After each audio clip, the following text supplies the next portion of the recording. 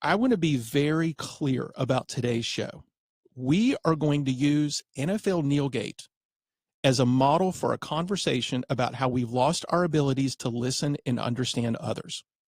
What we are not going to do is analyze all the angles of what happens and why. That is not the purpose of this show. It may seep in to prove a point, but if I get way off track, please slap me. Done. In a short while, we will have joining us a personal friend of Mike Tomlin, coach of the Pittsburgh Steelers, to share with us his take on why there is reaction and where we go from here. What we are addressing on today's show is how we handled it, because how we handled this is a reflection of how we handle the smaller issues in our life. On the Great People Show, in the Great People Studio, with great people callers, we talk about incremental daily growth on your path to being a better person, your guide to greatness. On this path, there are obstacles. Sometimes they are inflicted upon us, and part of our daily interactions with people we have no control over.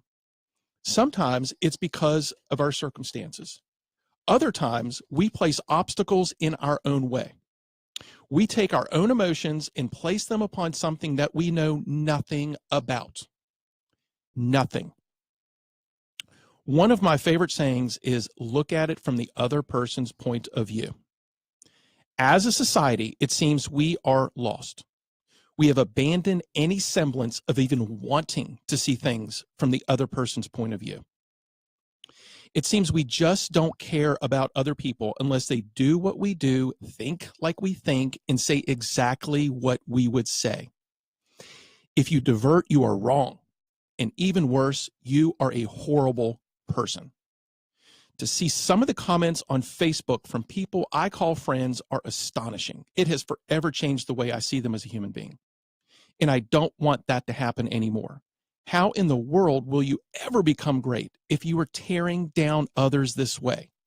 How can you expect your children to grow up modeling great leadership behavior if they hear you trashing other people? Yesterday, I spoke at an event called 1 Million Cups in Petersburg, specifically at Virginia State University in front of a group of undergraduate students.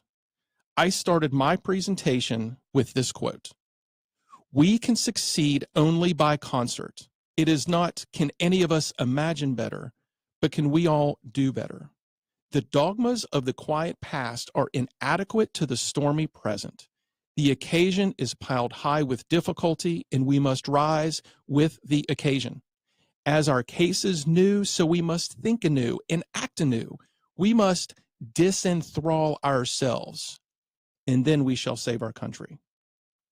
This was from the annual message to Congress, December 1st, 1862, Abraham Lincoln. I took question and answer after the presentation, and the first question: what is your position on what happened in the NFL on Sunday? Here we go.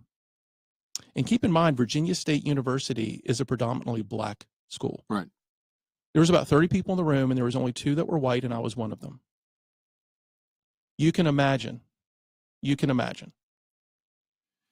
And I didn't like my answer at the time because I knew I wasn't taking a stand.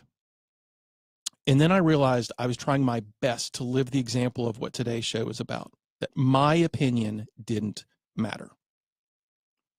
All I want to do is listen to those whose opinions do matter. By the way, I asked her if I answered her question, and she said, no, not really. James, I'm done. It's your turn.